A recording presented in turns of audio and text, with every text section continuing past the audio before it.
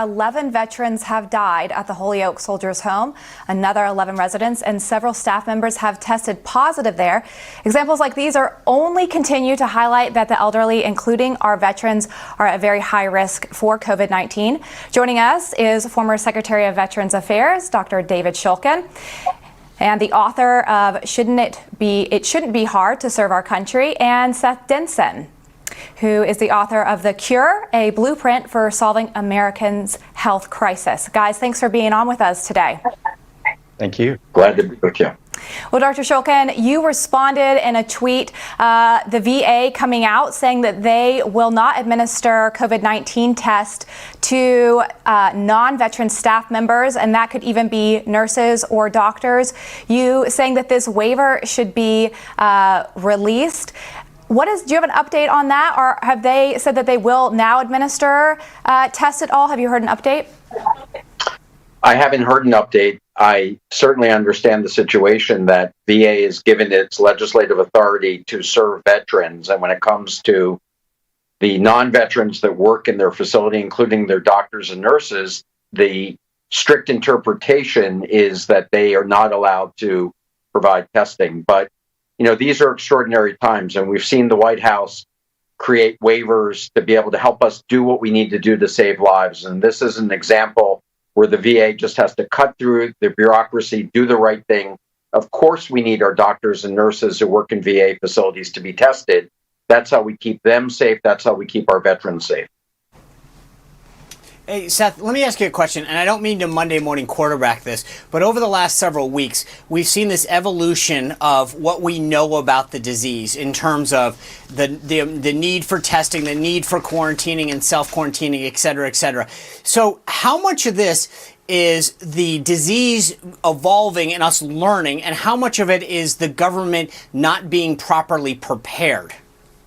Well, I think you got to understand there are literally hundreds of epidemics that occur every year throughout the world, and it's virtually impossible to be completely prepared for any one of them to expand into what we're seeing today in this coronavirus. And so to your point, Sean, it is easy to Monday morning quarterback this thing, and I'm sure from a political perspective, a lot of people are going to do just that. But what we need to do is focus right now on the things that we can do to get more people tested, more people treated, more people the care that they need. And in the end, let's learn from this. We didn't learn from H1N1 in 2009, and those chickens are coming home to roost in this situation today. You know, one question. Oh, go ahead, Sean. I was just going to say, Dr. Shulkin, could you weigh in on this as well, whether or not you think that this is the government not being prepared, or whether as a doctor you think that this is the evolution of getting to realize the full potential of this virus? I think that when we look back upon this, the fact of that we were not prepared for the diagnostic testing will turn out to be the big mistake that we made. And there are going to be a number of reasons and a number of analyses to look at why that happened so that that doesn't happen again. But if you think about it, the very first case that came in the United States on that very day was the first case that showed up in South Korea as well. South Korea implemented widespread diagnostic testing almost immediately. They've been able to contain this, their mortality rate less than 1%.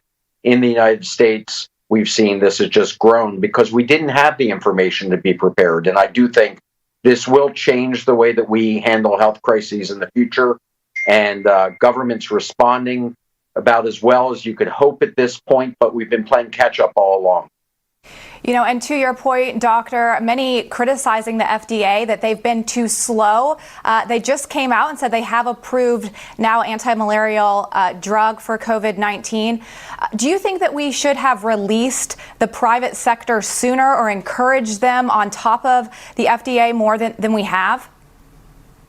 Well, I think that the government is acting unbelievably swiftly right now, trying to get out of the way in terms of regulations and doing essentially almost rapid approvals of anything that can help. So I'm very grateful to the response that they have at this point. But I think when we look back in January and February, those are the times that we can just look at each day was a wasted day, not having the information, not asking the private sector for the right help, not realizing that this thing was coming upon us like a tsunami. And unfortunately, now some communities are really paying the heavy price for that.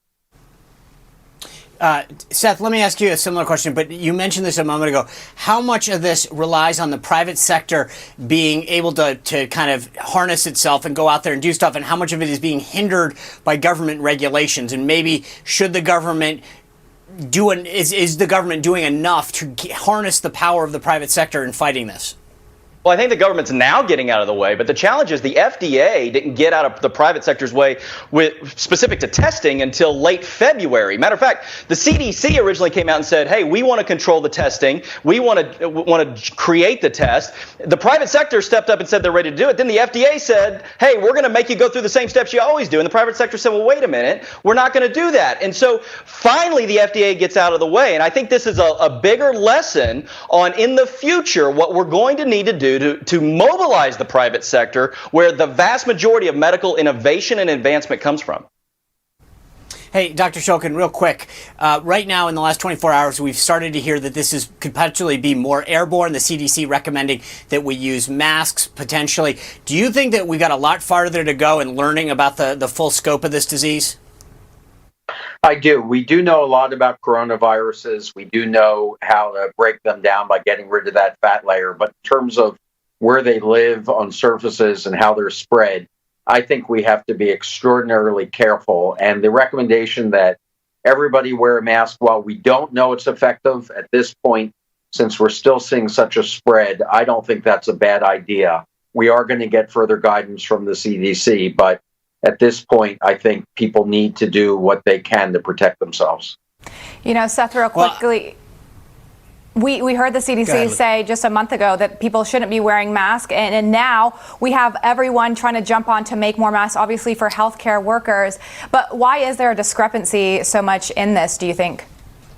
I think there's a couple of things going on here. One is the shortage of masks. So the last thing we want is the everyday citizen running out and buying up as many masks as they are toilet paper. So, I think for reasons of understanding and making sure that our healthcare professionals have access to proper PPE, that the CDC made those comments. The reality is that most Americans don't even understand how to properly wear the mask as well. So, the more that this thing expands and the more that we can get people engaged in understanding what is and isn't causing this and doing their social distancing, I think the better off we'll be in the end.